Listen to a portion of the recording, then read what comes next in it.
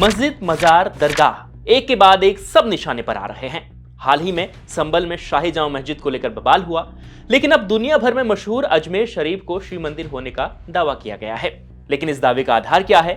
आखिर वह कौन सी पुरानी किताब है जिसमें दरगाह के निर्माण को मंदिर से जोड़ा गया है? किस आधार पर अजमेर शरीफ दरगाह में शिव मंदिर होने का दावा किया जा रहा है? पूरी बात आपको बताएंगे, लेकिन आसान भाषा में। नमस्कार, मेरा नाम है नरेश कोश्यारी और आप देख रहे हैं इंडिया.com। मुगल बादशाह हुमायूं ने पर्शिया से आए सूफी संत ख्वाजा मोइनुद्दीन चिश्ती के सम्मान में जो दरगाह बनाई थी, उस जगह पर शिव मंदिर होने का दावा किया जा रहा है।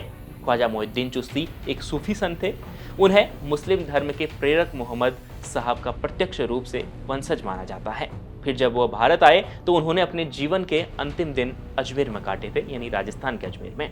1192 से लेकर 1236 तक वो अजमेर में ही रहे और उन्होंने यहीं पर अपनी अंतिम सांस ली। फिर बाद में हुमायूं ने उनके सम्मान में यह दरगाह बनवाई थी। तो ये तो रहा अजमेर शरीफ का संक्षिप्त में इतिहास। अब किस आधार पर इस जगह पर शिव मंदिर होने का दावा किया जा रहा है, वो जानिए। दरअसल गली मोहल्लों में दावे तो अलग अलग कई हैं, लेकिन अजमेर की सिविल कोर्ट ने जब हिंदू सेना की इससे जुड़े एक याचिका को स्वीकार कर लिया तो इस दावे की लगातार चर्चा होने लगी। ये मामला जो है वो सुर्खियों में आ गया। हिंदू सेना की अर्जी में अजमेर शरीफ दरगाह को महादेव का मंदिर बताया गया है।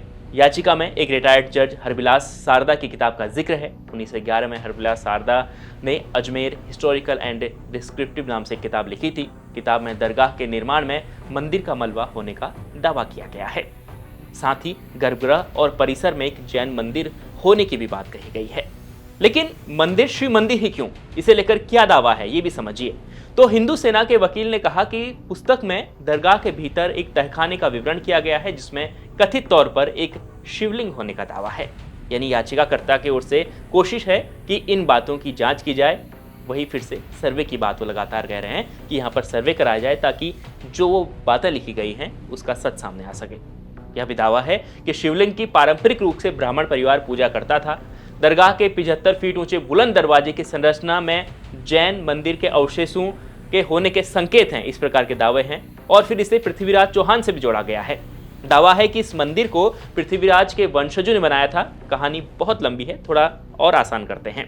तो यहाँ भी दावा है कि मंदिर को तोड़कर दरगाह बनाया गया था। इस तरीके के लगभग दावे हैं कि जिस जगह पे मंदिर था उस जगह पे दरगाह बनी है और वो यहाँ पर चाहते हैं, हिंदू पक्ष यहाँ पर चाहता है कि इसका सर्वे हो और ये पूरा मामला सामने आए। लेकिन फिलहाल ये इतना आसान लगता नहीं है क्योंकि मामला जो है अभी सिविल कोर्ट में गया है। अभी मामले पर सुनवाई होनी है, उसके बाद कोर्ट क्या कहेगा वो अभी हमें इसके लिए इंतजार करना होगा। लेकिन आप इस मामले पर क्या कहेंगे, इस मुद्दे को लेकर आपकी क्या राय है, कमेंट कर जरूर बताएं और देखते रहें इंडिया.com।